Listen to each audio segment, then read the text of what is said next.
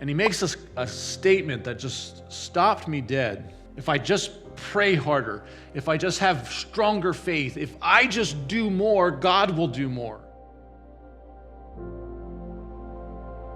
So Jesus is teaching in Mark chapter 8, and it says a multitude came to hear him. And it says that there are about 4,000 men, adult men. Adult men is anybody over 30. So if you do the math, you're looking at around at least 10,000 people. It's a lot of people. And it says they listened to him for 3 days. Give me 3 hours and I might be okay. 3 days. And it says they, for some reason, got hungry. 3 days, I don't know. And now they're hungry. And Jesus makes this comment and says, well, if we send them home without feeding them, they're going to faint on the way home because they've traveled so far. And he asks his disciples, what do we have? What do we have to make this possible? Like, we're in such a desolate place that there's no possible way for us to go buy food. And if you understand that part of where they are up in the regions where there's no cities around them. It'd be a 4 or 5 mile walk to a city that would have any possible ways to feeding 10,000 people. And the city is probably only 15,000, 20,000 population.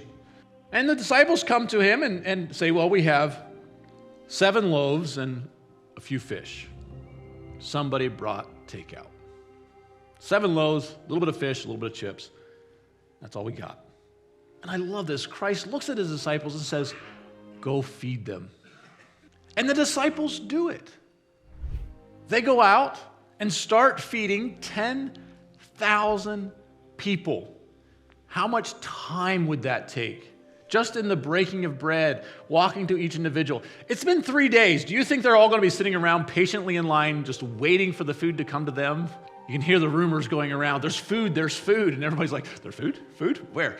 You know, they're hangry at this point. They are angry and hungry. And they are wanting, the kids are probably running all over the place.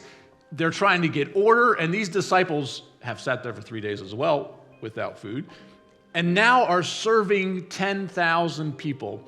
Now, I want to ask us a question. Do you believe that this miracle happened? Raise your hand.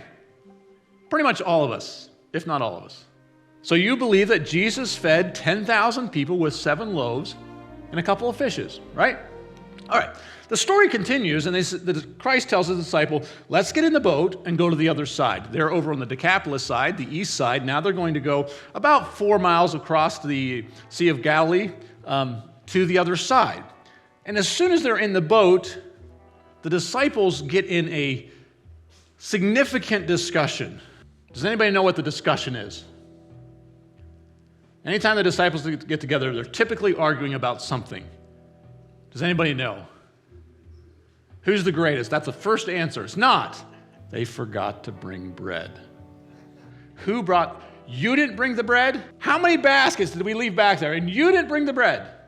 You can see the disciples now arguing back and forth, but I thought you were bringing the bread. No, you were supposed to bring the bread, but I was too tired. Well, nobody brought bread.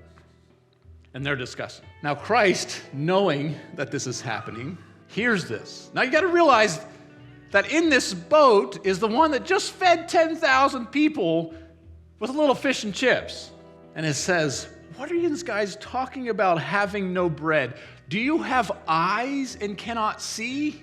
And you can almost see it as a parent. I fully understand this. He's almost saying, don't make me stop this boat. You want me to pull over? And instead of going across the sea, they go to Bethsaida. Up here. So they're crossing over here and he's like, pull over.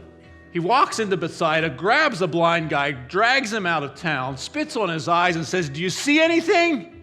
He says, no. And he looks at his disciples and says, do you have eyes and cannot see? I think he looks at his disciples and says, you participated in the miracle. You broke the bread. You fed the 10,000. Yeah, you didn't bless it. But you're so deeply involved with this miracle. You touched it. You saw it. And you're still worried about bread? Do you think the disciples believed that miracle happened? Do you also know that Satan believed that miracle happened? He watched it too. See, we often think that God just requires us for us to believe that these miracles happened. That as long as I say that, yes, I believe that miracle happened, everything is okay. But God wants it to change who we are. Do you realize who is in our boat right now? Raised the dead, walked on water, fed the 5,000, the 10,000, healed the sick, healed the blind. Why do I worry about anything? It's so easy for us to say, yes, I believe, but it doesn't change how we walk. I came across in my studies, it's a part of the story of Jacob. And Jacob, from the very first moment, is trying to do his best to claim what God is saying. Even before he's born, he's trying to claim to be the firstborn because God said that the firstborn is going to do something. And then he claims the birthright.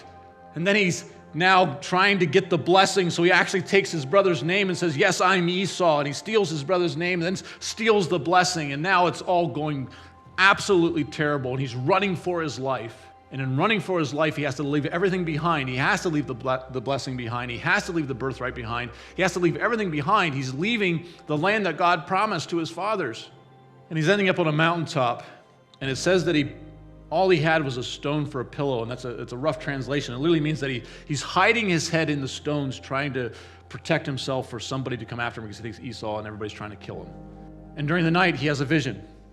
He sees a ladder and angels ascending and descending. And he makes a statement that just stopped me dead. He said, surely the Lord is in this place, and I knew it not. We have come to this concept as believers that before God acts, we have to do something.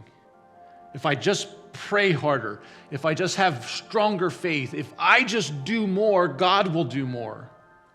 And Jacob here, running for his life, actually camps out where God lives. It says that's where God lived. And he says, surely the Lord is in this place, and I knew it not.